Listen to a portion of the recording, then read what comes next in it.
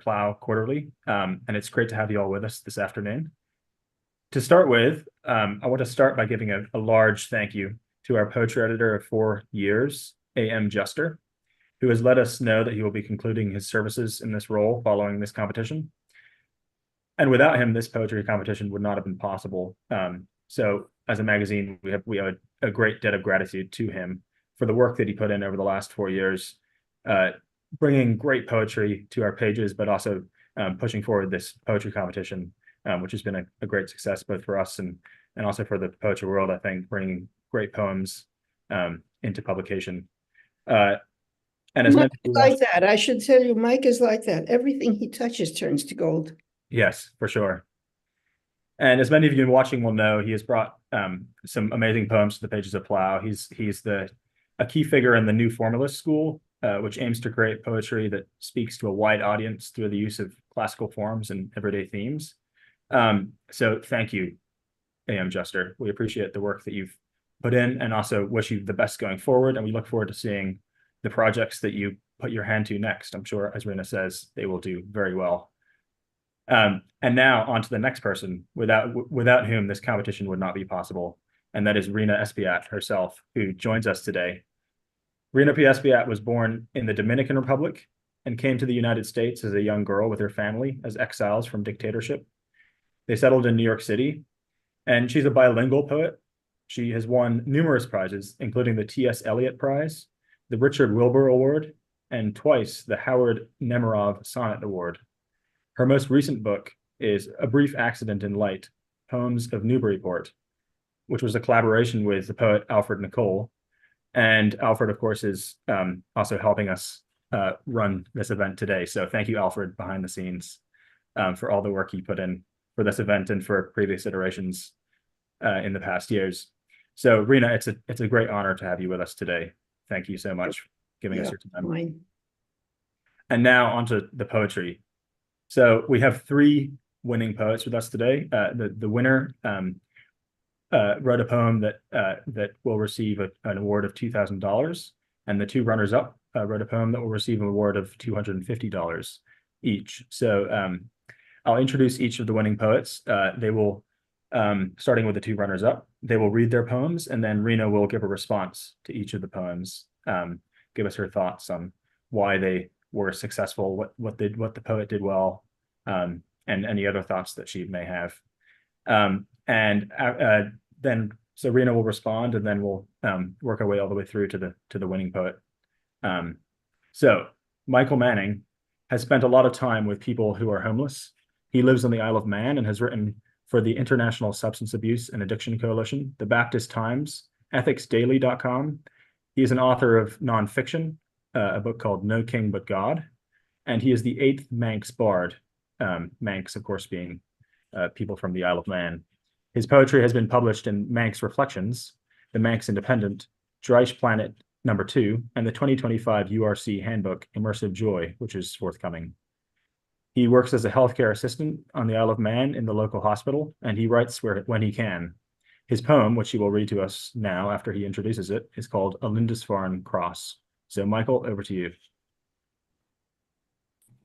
Thank you so much, Alan, and greetings everyone from the Isle of Man. My poem is called a Lindisfarne Cross, and I have the cross itself with me. I don't know if you can see it very much, but that is the cross that the poem is based on. Lindisfarne is a little island off the northeast coast of England, also called Holy Island, and was a real centre of Celtic Christianity. And this cross was a gift from my mother, who has a connection to Holy Island of Lindisfarne. And it's a piece of artwork made by a lady called Mary Fleeson, who works at the Lindisfarne Scriptorium, part of her collection, the Crinoid collection. And I would very much commend her work to you if you're interested in seeing more of the remarkable artwork that she creates on Lindisfarne. So that's the inspiration really behind this poem. So this is a Lindisfarne Cross. It begins with what is broken, cast off, abandoned, lost beyond all usefulness or artifice. The abyss leaves only a remnant on the beach, a gobbet of green glass, 2 twigs, a skein of fishing line, the last light ring of a worn-out shell, 3 tiny beads. These withered, weathered, weakened pieces are chosen, placed with tender delicacy, fresh bound to make a coracle, tossed upon the ocean, almost overwhelmed yet crowned by a bright halo, tucked under the nook of a cross. This is a reckless act.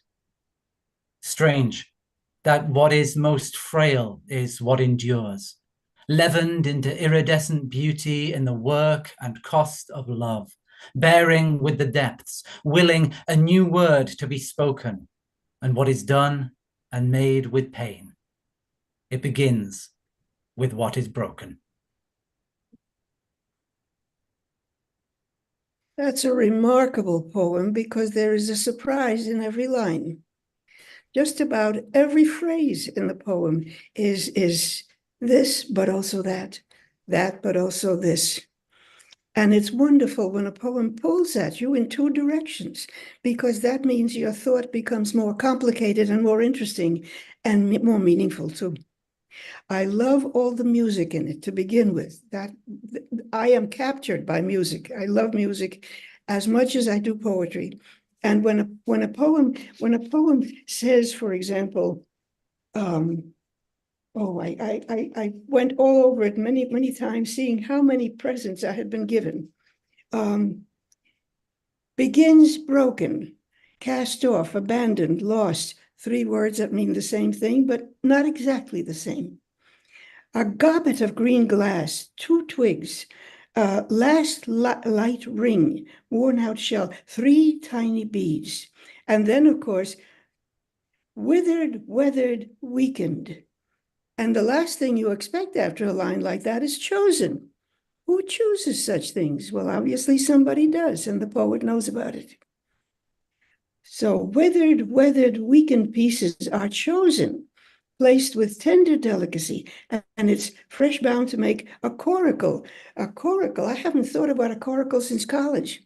And then I remembered what it was. It's a little oval boat made of wooden pieces wound around this way so that it will be resistant to the water, but it has to be wrapped in leather of some sort, in horsehide maybe, so that there is doubt in everything that this poem uses to be made. None of it is steel. None of it is an enormous trunk of tree that will support armies. All of it is delicate and therefore weak and beautiful. And then at the end, in the work and cost of love. So love is work, but it also costs something. So this destroyed thing, this thing that looks as if it may not last another minute, is costly, and it's love, which is the most valuable thing we have, as you know. And then bearing with the depths, willing, and this is another surprise, a new word to be spoken. There are so many old words here, so many old useful words that we value and that we know, but apparently what the reader wants is to hear a new word. And you've managed somehow to turn all of this old into new. It's a wonderful poem. Not to mention the reading. Thank you so much for your kind words, Rhina. That means a lot. Thank you. Well, I enjoyed reading it so much because I felt all of it. I don't know why it's true, but it is true. I know that much. It begins, and that's the first line again. It begins with what is broken. And the line just before it, it says, and what is done and made with pain. Thank you for this one. You're welcome. Thank you, Rhina, and thank you, Michael, as well, for that beautiful poem. And now, our next winner is Laura R. Ekman, who was born and raised in a small town just north of Pittsburgh, Pennsylvania. She's a multilingual poet and has written and published in both English and Bosnian, Croatian, Serbian. She currently lives in Southern Europe, where she works for a foundation that offers language classes and various types of seminars, and also promotes the arts, And her poem, which she will read for us now, is called Fingered Forgiveness. Thank you so much for the opportunity to be here this evening. I count it very much a privilege to be among so many poets who have written for many years and write very well. This particular poem that I've written, in some ways, it's a real story in a sense that it's real to life for a lot of people, especially in the Balkans, who after centuries of war, and even more recently within the last, I would say 30 to 40 years, have been in situations where they've had to leave and go to somewhere, to another place, to be able to set up roots again for various reasons. And so I would like to go ahead and read that to you this evening. Please do. Thank you. Fingered Forgiveness. 1. Once your mother, always your mother. Sine moi, I want to swaddle you in the hand-shorn slippers of my youth. All that I have to give, to be, in tattered sun-kissed pockets, crammed with sugar cubes, not soaked by a sour separation.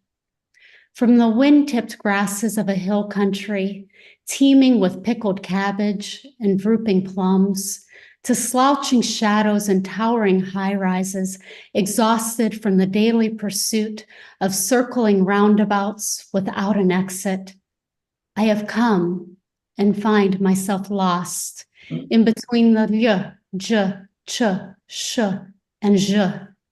The shadow of my former self swarms about the vast void, seeking these sounds with their tongue-twisting form. A child of wobbly words in your world, I have become. Its forgetfulness in you, I refuse izinata to mourn. 2. In a cellar hidden from falling grenades, I found myself, barred from the flicking of my lucky marble, sea green nicked by the tick of the clock. I giggled at Moya Dalida, and I picked up another to play. Clink. One after the other, they rolled in the candlelit dust. She stomped off forever, forging her own rosha in the crumbling cement floor. 3. The mother of your mother, her voice in the tunnels where my thoughts wade through muddled memories, faintly still waxes and wanes. Pogledaj im kroz prste, sine moj. Would you say that last line again? Okay. Pogledaj im kroz prste, sine moj. Now, I noticed that you did not translate that. I did not, and it was intentional. I know. And part of that was, and looking at the way this particular culture sees forgiveness. This is very indicative, especially when you look at younger children, and the fact that this is what I would consider mostly a shame-based culture. And yet, as they look through their fingers and basically, in a nutshell, they overlook it. It's their closest form in that way when they're dealing with their children at times.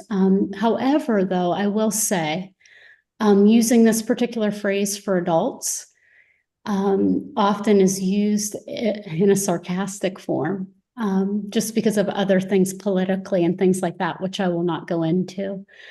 But it was intentional in this part because of the young one who obviously didn't come back, and the need for forgiveness in the heart of this one that was experiencing it. Yes. There are things in this poem that you didn't have to say because I understood them. And this got me started thinking about a question that I've had in mind before, and I don't know if there is an answer. Does the poem belong to the poet or to the reader? I don't know. I have a feeling that it belongs to both, but at what point in the poem, or in the life for that matter, do they separate? At what point do you make a distinction between the poet and the reader, or the mother and the daughter? Mm, Because there are ties in this poem that I feel very personally. This is the poem that gave me the feeling that it was not outside of me, it was inside of me. mm, And I thought of the fingered. It's interesting that you thought of it this way. Look through your finger like this so you don't see the faults. You don't see what needs forgiveness. Now, that's a good, kind-hearted mother. But I thought of it as look at it through the finger. And you mhm, said a shame culture. So you have both ideas in there, and I saw them both, and I couldn't imagine, I couldn't settle in my own mind which was the reader looking through a window at someone else's inside, someone else's thoughts, and where is the reader looking at a mirror? yeah, Because you do look at both if you read a poem, if you read it completely, if you read it the way the poet put himself into it, you read all of it. And I don't know whether I'm reading this poem through a mirror or a window. uh-huh, But there's so much that's familiar in it mm, because I also had to escape. I'm an exile, like my parents. It's a country where people were punished for having ideas, for having mm, opinions that were different from the Lord. You know, not that Lord, this Lord who is all powerful because what he wants he gets. That's a dictatorship. mm, We all know that. And there are so many things about this poem that I felt had been written for me. But of mm, course, they weren't. They were written for you. And what it means is that, like the mother and daughter, like the dictator and what he thinks is his country because he owns it, or like so many things, this poem is public. mm. This poem is public and it's painful. Yeah. Yeah. Well, And it's and excellent. It's also excellent. It is wound up like a clock. There is not a thing in there that shouldn't be in there. mm. Well, thank you for your kind words. I know especially after living here for 15 years and listening to stories and, in some ways even, I don't know, it just finding ways to identify with people in their need. I look and I see so much there, so much depth that needs some level of healing, some level of forgiveness. And I was telling a student today, because I'm getting ready to go back to the States for a short time. I said to him, I have to say, after all this time of working with you, I can honestly say that I love and care for you and for the people here because of who they personally have been to me in every aspect, both good and bad, and difficult and joyous. Joyous, difficult, bad, so forth and so forth. It's the whole circle, isn't it? Yes, very much so. Very much so, the whole circle. And I have found the same thing in this, which is my second country, my second language, my second home. And the very nearness, the very closeness makes for the possibility of, scratchy relationships that don't always work. But there they are, and you end up grateful for them. Most definitely. Most definitely. I love the way that you bring in the third part, the last little 3 lines, the mother of your mother, her voice in the tunnels where my thoughts wade, and you're back to the war. You're back to the hiding from the enemy. Through muddled memories, faintly still waxes and wanes. Yeah, it's a beautiful poem, and it's full of your feeling. And thank you for making it full of my feeling as well. Thank you so much. It's been a real privilege being able to hear your kind words and I don't know, just being able to hear from life experience, someone that can identify very much with what I've gone through. And I think we're blessed when we read something and we say, "Ah, this person was speaking to me." I agree. I agree. Thank you, Laura, for your poem, and thanks, Rhina, for your reflections. Mm. And now on to our winning poet, Jennifer Fair Stewart, who grew up running wild across Midwestern acres, sojourned in cities, and now runs semi-respectably through Southwestern desert suburbs. She has been working as a teacher for over 20 years, in addition to stints as a sales clerk, a house cleaner, a library assistant, a janitor, a secretary, and a retreat speaker. As a child, she won her elementary school's annual competition for the Young Authors Conference twice, and has been writing off and on for ever since. Her poetry has won awards and been published or is forthcoming in Hearts of Flesh, The Orchards, Quiet Diamonds, Crescendo, and Trampoline. And her chapbook, Marginalia, an interactive book of hours, is forthcoming in 2024 with Orchard Street Press. And her poem, which she will read for us now, is titled Blackberry Hush in Memory Lane. Jennifer, over to you. First, I want to say thank you to the editors and to everyone involved in bringing about this event. And thank you so much for the honor of this award. It is a profound pleasure to be told that something that I wrote has made a connection with other people. So again, thank you. Before I read, I'll give a brief word of introduction about the poem. This poem came after a visit to my childhood home, a farm in Ohio, and in particular, the lane, which leads through some of the pasture land. And at the time, I was processing three particular things: my father's death from Alzheimer's, my youngest child's affliction with health, physical health, and mental health issues, and my own transition into middle life. I was considering the idea of changing landscapes, both physical and interior spaces, as well as the idea of the passage and the necessity of going through and no shortcut or way around. The poem is called Blackberry Hush in Memory Lane, after Sylvia Plath's Blackberrying. Nobody in the lane, and nothing but poison ivy along its shoulders, punched into fields, once stripped, clear, back when the Black Angus herd intervened, sold off to cover a single semester of college tuition. Their rasps of papillate tongues became meat, sliced in rasping balls, no longer licking.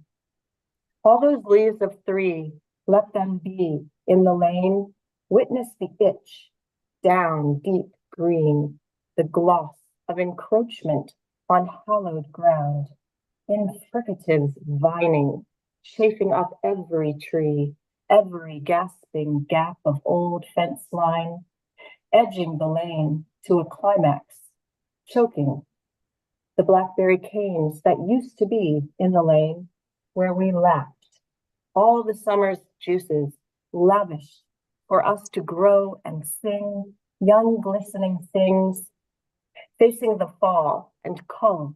Another year older, we'd run that quarter-mile stretch, catch the school bus, flick, potholes to dodge in the lane, the gray mist before day, while the cows would wake and aggregate, round, flanks and eyes shining, dark as blackberries, to curtail the poison ivy, close cropped.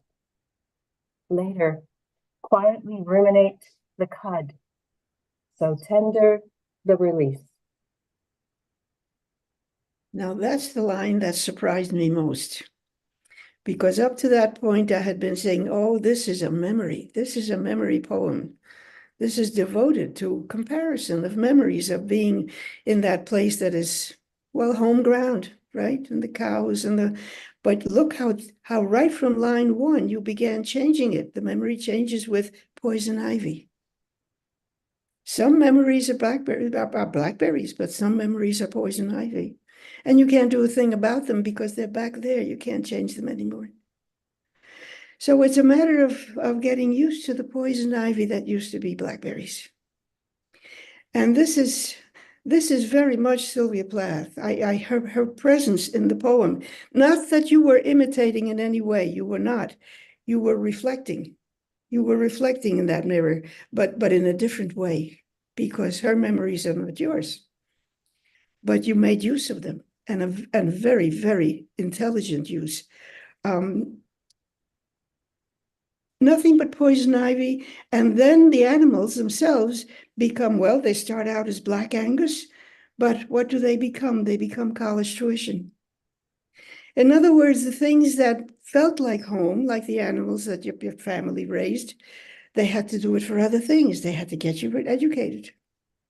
So even the tender things, you use the word tender at the end, and I went back to the beginning and said, that's why the Black Angus herd disappeared, because the tuition is not tender. So there's so much in here. I have the things that Plath uses, her phrases, are overtaken and brought up to date in your life, your century, your youth, which is not hers, luckily. Black Angus, blackberries, college tuition, school bus, negative items, potholes, but musicality so rough that it's impossible to miss, because you have, first of all those phonetics. How did you get that collection? It's enormous. You've got fricative, lingual, labial, labiodental, velour, labio, lingual, guttural, papillate. So many of them that are either hers or yours, but they all cover the same ground. It's what we do with language.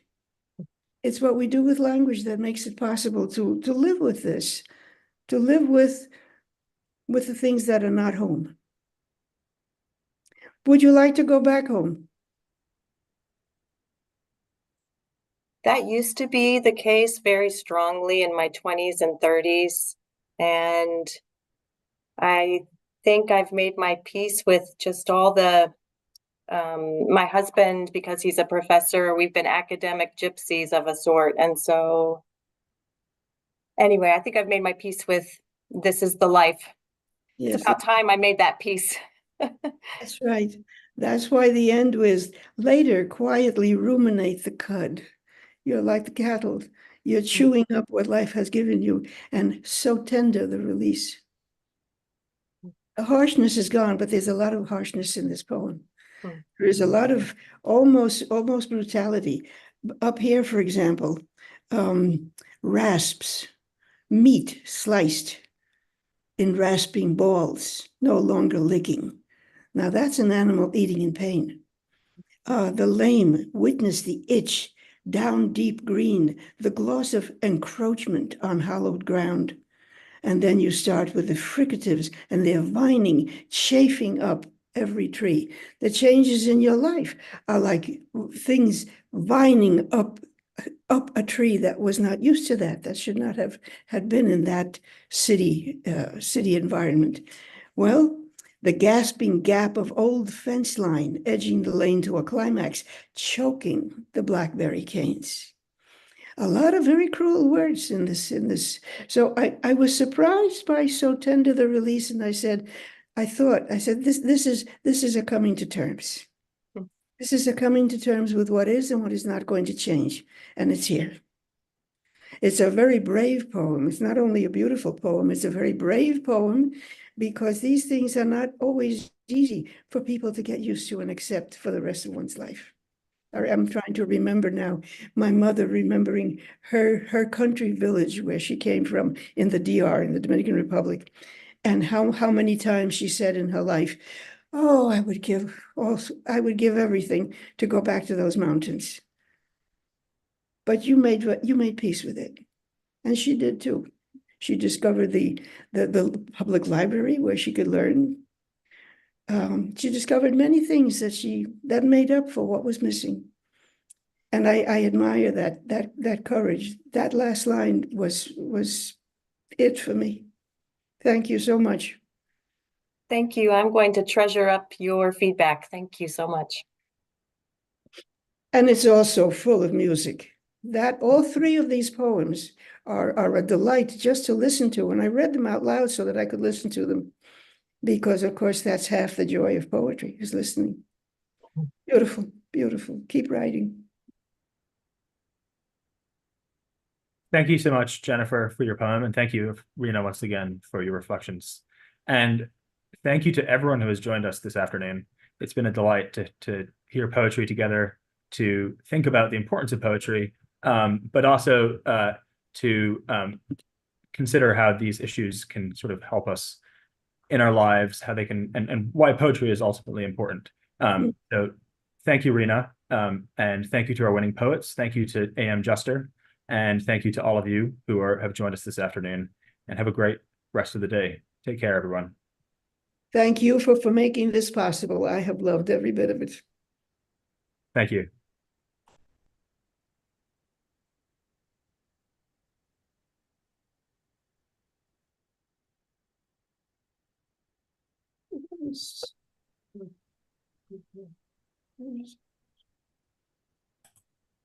All three of these poems were so